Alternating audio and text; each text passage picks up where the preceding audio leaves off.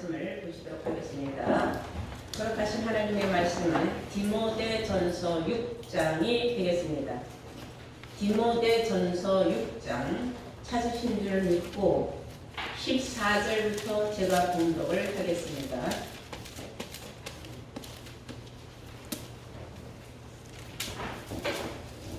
네, 14절부터 제가 봉독하겠습니다. 우리 주 예수 그리스도 나타나실 때까지 점도 없고 책망받을 것도 없이 이 명령을 지키라. 기약이 이르는 하나님이 그의 나타나심을 보이시리니 하나님은 복되시고 홀로 한 분이신 능하신 자이시며 만왕의 왕이시며 만주의 주시오. 오직 그에게만 죽지 아니함이 있고 가까이 가지 못할 빛에 거하시고 아무 사람도 보지 못하였고 또 볼 수 없는 자신이 그에게 존귀와 영원한 능력을 돌릴지어다. 아멘. 네, 오늘 허락하신 하나님의 말씀은 디모데전서 6장 14절에서 16절로의 말씀으로 제목은 점 없는 자, 책망받지 않는 자 되라. 점 없는 자, 책망받지 않는 자 되라. 왜 오늘 하나님은 우리에게 점도 없고 책망받을 것이 없는 그러한 신앙생활을 하라고 명령을 하셨는가? 그러니까 14절 본문에 보시면 우리 주 예수 그리스도 나타나실 때까지라고 했어요. 우리 주 예수 나타나실 때까지 너희 신앙생활에 점도 없고 책망받을 것이 없도록 하라. 명령이거든요. 주의 말씀은. 그러면 우리 주 나타나신다는 것은 재림을 말하는 거예요.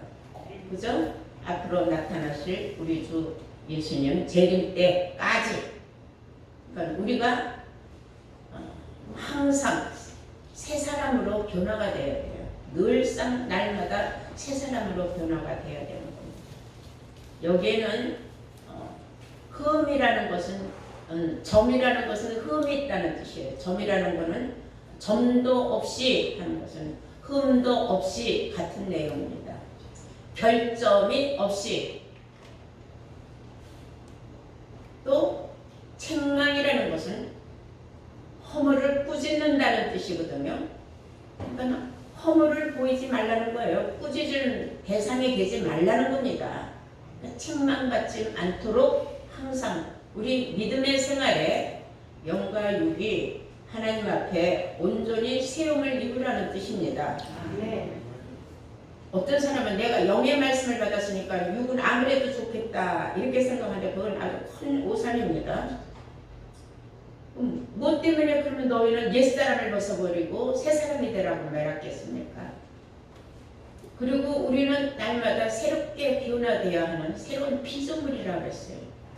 우리가 항상 마음도 새롭게 주 안에서 정말 주님 앞에 영광을 돌리기 위해서는 온 몸과 혼과 영이 늘 흠이 없어야 된다는 말씀도 있습니다. 그러므로 우리 모두는 이런 말씀을 마음판에 새김질을 해서 나의 결점이 뭔가, 나의 흠이 뭔가. 우리는 남의 흠은 참 눈에 잘 보입니다. 아유 저 사람 저게 흠이요. 그래서 남의 흠 보지 말고 내 흠부터 얼른 자기 결점을 찾아내야 돼. 약속을 잘 안 지킨다든지. 저는 하나님이 약속의 하나님이라는 것을 깨달은 순간부터 저는 누구하고 약속을 해서 여지껏 깨본 적이 없어요. 약속은 내 인생에 나와 함께해요. 왜냐하면 약속이 하나님이기 때문에. 하나님을 믿으면서 약속을 헌신짝같이 버리는 사람이 안 되는 겁니다. 사람과의 약속도 중요하게 생각을 하고 내가 어떠한 사유로 약속을 못 지키고 있다는 것을 상대편에게 알려줘서 오해받을 일이 없어야 돼요. 왜냐하면 상대편에서 오해를 하게 되면 원망이 되는 겁니다. 그리고 그 원망이 그 사람만 욕하는 게 아니라 그 사람이 속에 있는 하나님까지 함께 욕하는 거예요. 너희 마음속에 하나님의 성전이 된 걸 알지 못하느냐 했습니까? 하나님의 성전까지 함께 원망하고 욕을 받는 일을 없어야 될 줄로 믿습니다. 아멘. 마태복음 5장 18절에 보시면 천지는 없어지겠으나 하나님의 말씀은 1.1입이라도 없어지지 않고 다 이루어진다 그랬어요. 그럼 하나님의 말씀은 쉽게 말하면 기록된 대로 다 이루어진다는 뜻인 줄로 믿습니다. 우리 한번 마태복음 24장 보실까요? 예수 그리스도 나타나실 때까지 했으니까 예수 그리스도는 어떻게 나타나는가를 알아야 되겠죠. 네, 마태복음 24장 30절을 보시겠어요? 찾으신 줄 믿습니다. 그때에 인자의 징조가 주 예수의 재림의 징조가 그 말이죠. 그때에 인자의 징조가 하늘에서 보이겠고 그래서 하늘에서 예수 재림을 알려준다 그 말이에요.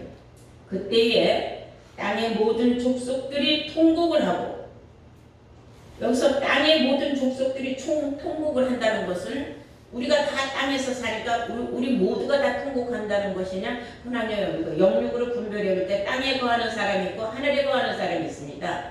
그러므로 하늘에 거하는 사람들은 통곡할 이유가 없어요. 땅에 거하는 사람, 육신에 속한 사람들만이 통곡을 하게 될 것인 줄로 믿습니다. 네. 그때의 인자의 징조가 하늘에서 보이겠고 그때의 땅의 모든 족속들이 통곡을 하며 그들이 인자가 구름을 타고 능력과 큰 영광으로 오는 것을 보리라 그랬거든요. 아멘. 자, 그러면 우리 주 예수님이 이 땅 위에 재림하는 것이 징조로 제일 먼저 어디에서 보이느냐면 하늘에서 보인다 그랬어요. 그리고 우리 주님은 구름을 타고 능력과 영광으로 오신다. 그러니까 어떤 사람들은 육신적인 저 하늘 아무리 봐야 대기권이에요. 거기서 어떻게 예수님이 짠하고 나타나겠습니까? 그리고 구름은 흩어졌다 뭉쳤다가 하는데 어떤 구름을 타고 온다는 겁니까? 그럼 우리가 예수님이 오신다는 것 징조를 알기 위해서는 항상 하늘만 봐야 되고 또 구름만 봐야 되는데 이게 과연 우리에게 있을 수 있는 일이냐? 그래서 우리는 성경을 알아야 돼요. 아멘. 이해가 되시죠? 네. 성경을 알아야 되는데 사람들이 성경을 모르고 그냥 막연하게 우리 주님 구름 타고 오신대 하늘에서 오시는 걸 징조로 보여준대. 하늘에서 무슨 어떤 징조가 나타난다는 겁니까? 그래서 우리는 성경을 알아야 돼요. 성경은 비유와 기사로 기록이 되어 있고 성경은 종말에 관해서 다 처음부터 기록을 해놓았는데 이것이 다 사람들이 알 수 없도록 모략으로 기록이 되어 있어요. 그래서 예수님도 너희가 보기는 보아도 알지 못할 것이요 듣기는 들어도 깨닫지 못할 것이다. 왜 듣지 못하고 왜 깨닫지 못하는 사람이 나오느냐? 그런 사람들은 마음이 완악하대. 고집이 세가지고 안 들어먹으려고 해. 자기 마음에 맞는 말만 골라서 들으려고 해. 그러나 성경은 분명히 기록된 말씀이 예언의 말씀은 다 이루어진다 했어요. 그러므로 우리에게 지금까지 이루어지지 않은 말씀은 앞으로 이루어질 말씀은 다 예언의 말씀인 줄로 믿습니다. 사도행전 1장 9절에서 10절까지 11절까지 보시면은 예수님이 승천하실 때에 하늘로 승천하실 때 구름이 가려워서 보이지 않았다고 했어요. 그럼 우리가 하늘의 비밀도 알아야 되고 구름의 비밀도 알아야 될 줄로 믿습니다. 그 제자들이 하늘을 쳐다보고 있으니까 어떤 사람이 얘기하기를 뭐라고 말하느냐? 너희들이 주께서 하늘로 가심을 그대로 하늘에서 오시리라 그랬어요. 그 하늘로 가심을 본 그대로 오시리라 하는 것은 하늘에서 온다는 거죠. 그러니까 오늘 우리가 저도 마태복음 24장에 나온 말씀이 맞는 거죠. 하늘로부터 그 징조가 나타나서 주님께서 구름을 타고 오신다 했으니까 구름은 하늘에 있지 땅에 있는 건 아니잖아요. 자, 그래서 우리는 이제 하늘에 대해서 먼저 알아봐야 되는데 하늘이 비유적으로 말하기를 사도행전 7장 49절에 하늘은 나의 보좌요 그랬어요. 하늘이 하나님의 보좌라 그랬어요. 그리고 에레미야 3장 17절에 기록되기를 예루살렘이 나의 보좌라 일컬음이 되리라 그랬어요. 그때에 가서는 예루살렘이 나의 보좌라 일컬음이 되리라. 그렇다면 하늘이 하나님의 보좌라고 했는데 예루살렘이 하나님의 보좌라 했단 말이에요. 그렇다면 하늘은 다시 말하면 예루살렘이라는 뜻이죠. 하나님 보좌가 있는 곳이니까. 그런데 스가랴서 8장 3절에 보시면은 예루살렘으로 내가 그 가운데로 돌아가리니, 하나님의 보좌가 있는 곳으로 하나님이 돌아오신다는 거죠. 그러면은 그 예루살렘은 진리의 성읍이라 일컬음이 될 것이다 그랬어요. 아멘. 그렇다면은 하나님의 보좌는 예루살렘이요. 예루살렘은 하나님이 오시는 곳이요. 그곳은 바로 진리의 성읍이라는 거예요. 진리의 성읍이라는 것은, 성읍이라는 건 장소를 말하는 거예요. 어떤 장소, 즉 진리가 있는 장소로 하나님이 오신다. 그것이 하나님의 보좌가 이루어지는 것이다. 결국은 그런 말씀이 되는 줄로 믿습니다. 이런 말씀을 깨달은 것은 아무나 못 깨달아요. 때가 되어야 깨닫는데 에레미야 23장 20절에 보시면 말일에 되어서야 너희가 그것들을 깨달을 것이다 그랬어요. 언제가 돼야? 말일이 되어서야 너희가 그것을 깨닫는다. 그러니까는 시기와 때가 있는 거예요. 깨닫는 것도 아무리 깨달으려고 용을 쓰고 이립하고 저립하고 성경을 수백 번을 읽어도 소용없는 거예요. 때가 돼야 하나님이 영안을 열어주시고 깨달을 수 있는 지혜를 열어주신다는 거죠. 그럼 지금 우리가 지금 깨달을 수 있는 거 보니까 말일이 된 거예요. 아멘. 말일이라는 것은 세상 끝날이 오는 때를 말일이라고 하는 거예요.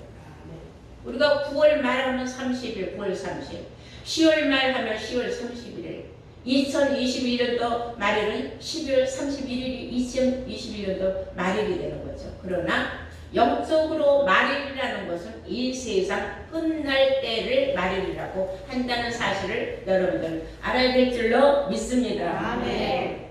자, 그러면 이제 하늘에 대해서는 여러분들이 이제 알았어요. 진리의 성읍이 결국은 하늘이 된다는 거예요. 저 우주 공간 하늘이 아니라는 거죠. 그러면 구름 또한 구름에 대한 비밀이 있어요. 구름도 비밀이 있고 하나님의 세운 모략이 있고 구름도 자기 사명을 감당한다는 것을 우리는 또 알아야 됩니다. 자, 우리가 한번 기성신앙에서는 뭐라고 말을 하는지 압니까? 이 구름을 가지고 실상의 구름이라고 해서 기성신학은 비유를 모르니까. 그리고 저 천국 복음을 전한다고 하는 그곳에서는 구름은 또 육체라고 말을 해요. 신천지에서는 뭐라고 말하는지 압니까? 구름은 성경이다. 성경이 즉 말씀이 구름이다 그래요. 통일교에서는 또 뭐라고 하는지 압니까? 사람의 무리를 구름이라고 한다 이렇게 말을 해요. 또 그럴싸해요. 구름이 뭉게뭉게 어마어마하게 뭉치면 큰 구름이 되고 하니까 무리라.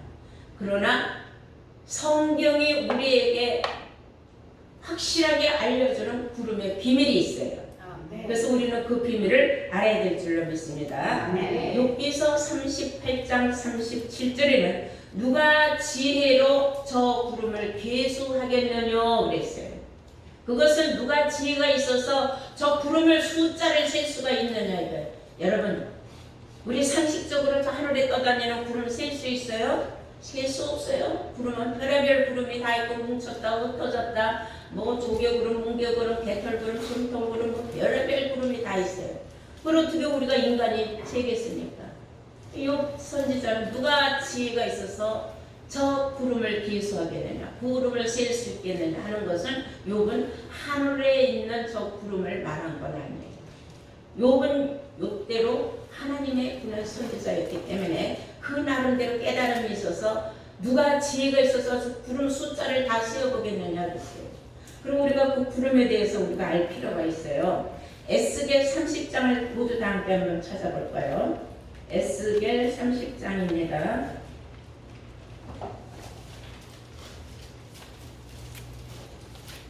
32절.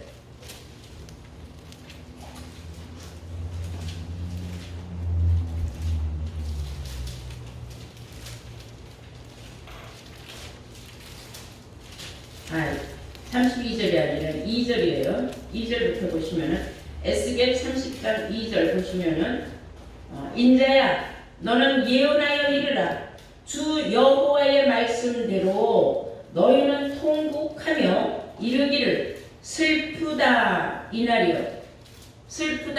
이날이여 하라. 그 날이 가까웠도다. 여호와의 날이 가까웠도다. 구름의 날일 것이요 열국의 때이로다. 여호와의 날은 곧 구름의 날이 된다. 그때가 가까이 오고 있다. 근데 왜 슬프도다 했느냐? 슬픈 이유가 있을 거 아니냐 이거죠. 여호와의 날은 곧 구름의 날이라고 말하고 있습니다. 자, 그러면 우리가 구름에 대해서 집중적으로 이게 뭘 말하는 거냐? 신약에 가서 유다서를 한번 보시겠어요? 다 함께 유다서 1장을 보시겠습니다. 계시록 바로 앞전에 있습니다. 유다서 1장 10절을 보시겠어요?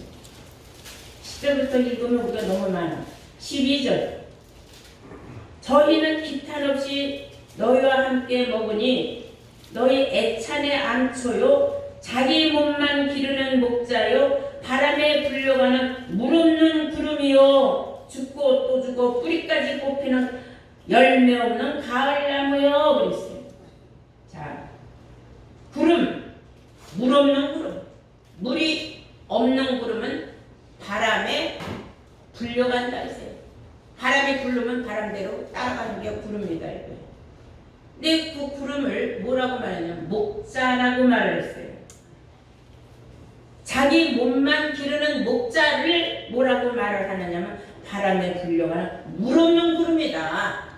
그러니까 목자를 구름으로 비유했는데 물이 없는 구름은 바람에 이리저리 불려다니지만은 물이 있는 구름은 절대로 누가 미혹하고 부른다고 해서 흔들리질 않는다는 거예요. 이해가 됩니까? 그러니까 목자는 사람을 말하는 거 아니겠습니까? 네, 사람이라는 걸 아셔야 돼요. 물이 있느냐 없느냐, 물 가졌느냐 없느냐, 구름이 거기에 따라서 진짜냐 가짜냐가 나타나는 거예요. 또한 이사야서 5장 6절에는 또 내가 구름을 명하여서 그 위에 비를 내리지 말라 하겠다 그랬어요. 하나님께서 구름을 명하여서 야 거기다 비 내릴 필요 없어. 비 내리지 마. 자, 비라는 건 뭐예요? 비라는 건 말씀을 뜻하는 겁니다. 비는 물이에요. 물은 말씀이에요. 물은 말씀은 요한복음 1장 1절에 곧 하나님이에요. 하나님을 물로 비유하였고 말씀으로 비유했다는 사실이죠. 그러니까 말씀을 받을 만한 자격 가진 사람들에게 주는 거지 자격도 없는 것들한테는 말씀을 줄 필요가 없다 이거예요. 대적하고 딴소리만 한다는 겁니다. 못 알아듣고 못 깨달으니까. 이사야서 19장 1절에 애굽에 관한 경고라 하고 뭐라고 했는지 알아요? 여호와께서는 빠른 구름을 타고 애굽에 임하리니 애굽의 우상들은 떠올 것이다. 그래서 우상들이 떠오는 거예요. 하나님이 구름을 타고 오는데 빠른 구름을 타고 오는 거예요. 여기서 우리가 지혜가 있는 사람은 많은 걸 생각을 해야 돼요. 예수님도 구름 타고 온다고 하고 이사야 19장 1절에도 하나님도 구름 타고 온다 그러면 누가 더 빨리 오는 거예요? 빠른 구름 타는 하나님이 더 빨리 오는 거죠. 그럼 여기서 그러면 예수님이나 하나님이나 다 구름을 타고 온다는 뭐 경쟁을 한다는 거냐? 그건 아니죠. 하나님이 그 말씀이에요. 우리 주 예수님도 지금 영으로 계세요. 영은 말씀이에요. 이해가 됩니까? 그러니까 말씀을 퍼질 때나 급작스럽게 막 빨리빨리 합니다.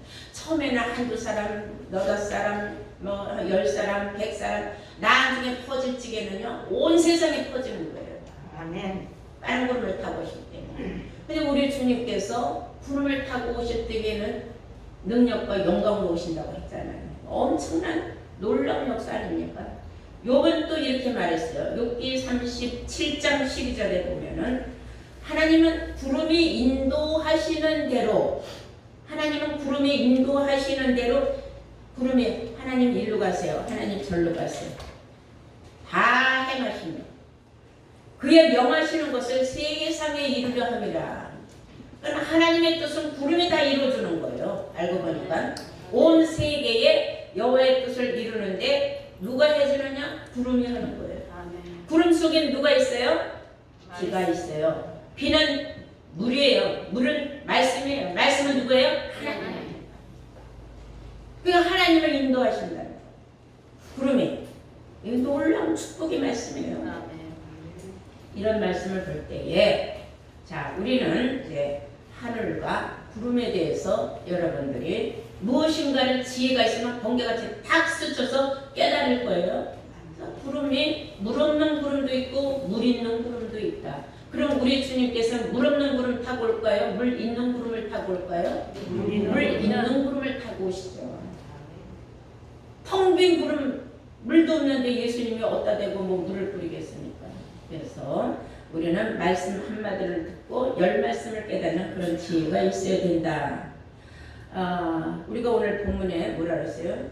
점도 없고 책망받을 것이 없는 자 되라 그러지 않았습니까? 왜 그런 말씀을 하셨는가? 우리가 정말로 거룩한 하나님의 나라에 들어가려면 우리가 점도 없고 책망받을 것이 없어야 되기 때문이에요. 우리 다시 한번 본문을 보시겠어요? 14절 보면은 우리 주 예수 그리스도에 나타나실 때까지 점도 없고 책망받을 것도 없이 이 명령을 지켜라 그랬어요. 명령. 점도 없는 자 되라. 책망받을 것이 없는 자 되라. 이 명령을 너희들이 지켜야 예수 그리스도 재림할 때에 너희가 구원을 얻을 것이다. 그 말이에요. 시대만. 베드로후서 우리 한번 3장 14절 볼까요? 베드로후서 3장 14절 보시겠어요?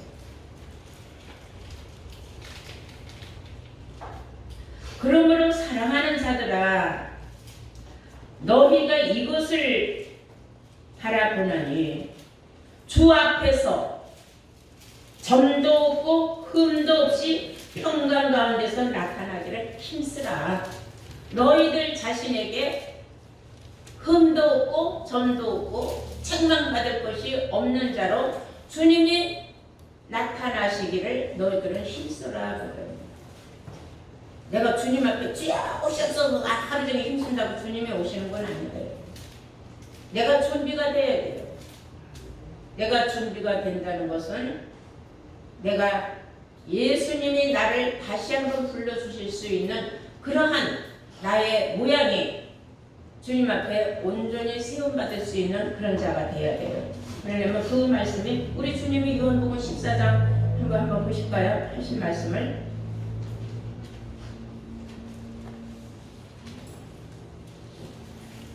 요한복음 14장입니다. 자, 1절부터 보시면은 너희는 마음에 근심하지 말라. 하나님을 믿으니 또 나를 믿으라. 내 아버지 집에 그할 곳이 많도다. 그렇지 않으면 너희에게 일렀으리라. 내가 너희를 위하여 처소를 예비하러 가노니 가서 너희를 위하여 처소를 예비하면은 내가 다시 와서 너희를 내게로 영접하여 나 있는 곳에 너희도 있게 하리라. 너희를 내게로 영접하여 재림했을 때 너희를 나에게 영접하겠다. 영접할 수 있는 고난이 주님 앞에 있는데 너희들은 점도 없고 책망이 없는 자 되기를 힘쓴 사람에게만이 주님이 영접을 해준다는 거예요. 네. 이제 말씀에 뭐 가만 그때까지 내가 있다고 해서 주님이 나 저절로 너 잘했다 하고 영접해 주는 건 아니죠. 이때는 주님이 우리를 택하는 거예요. 지금은 우리가 택해서 예수를 믿든지 다른 종교를 믿든지 막 했죠.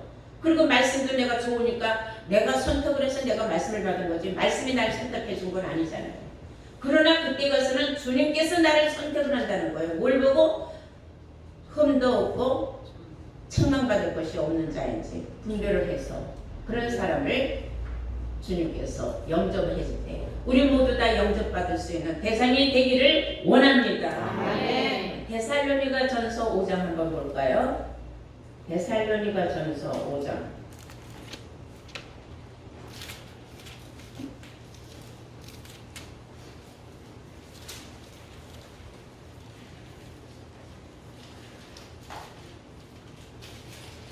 찾으신 줄 믿고 23절 보시겠어요. 평강의 하나님이 친히 너희로 온전히 거룩하게 하시고, 평강의 하나님이 친히 너희로 온전히 거룩하게 하시고, 또 너희 온 영과 혼과 몸이 우리 주 예수 그리스도 강림하실 때에 흠이 없게 보존되기를 원하노라 그랬어요. 흠이 없게 너희들 자신의 잘 보존되어 있기를 원한다 하시면서 너희를 부르시는 이는 믿으시니 그가 또한 이루시리라.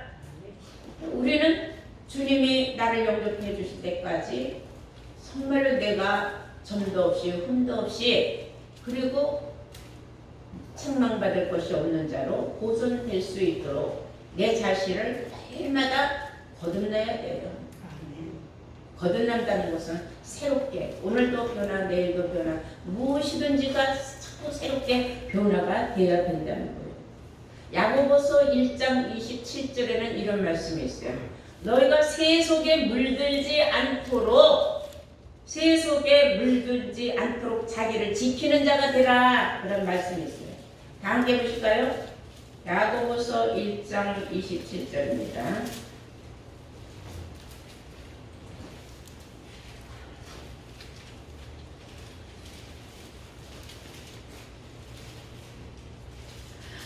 하나님 아버지 앞에서 정결하고 더러움이 없는 경건은 곧 보아와 과거를 그 환난 중에 돌아보고 또 자기를 지켜 새 속에 물들지 아니하는 이것이라 했어요. 새 속에 물들지 않을 때에 여러분들이 점도 없고 책망받을 것이 없는 자가 된다는 겁니다. 말씀의 취지를 깨달으셨습니까? 네. 새 속에 물들지 말라. 방탕하지 말라. 남이 흥청망청 술 먹고 도박하고 가서 세상 즐거움에 푹 빠져. 그러면 세상과 버타는 자는 나와 원수가 된다는 말, 하나님과 원수가 된다는 말을 우리가 항상 마음속에 깔고 있어야 돼요. 그것은 뭐예요? 세상을 사랑하는 사람은 하나님과 원수가 된다고 했어요. 그런 말을 생각할 때에 곧 세상을 사랑한다는 말은 새 속에 물들지 말라는 뜻이에요. 세상에서 남들이 다 좋아한다고 유행 따라서 나도 거기 하지 말고 정도를 지켜라 이거. 첫째, 나는 누구인가? 내가 확실하게 그리스도인인가? 세속에 물들면 저거 예수 믿는데 뭐 졌다고야? 이런 소리 듣지 않도록 하라는 겁니다. 그게 바로 흠없는 자가 되는 거예요. 책망받지 않는 자가 된다는 것을 여러분들은 아시기를 바랍니다. 마지막으로 하나 더 보시겠습니다. 빌립보서 2장 12절 보시겠어요. 빌립보서 2장 12절.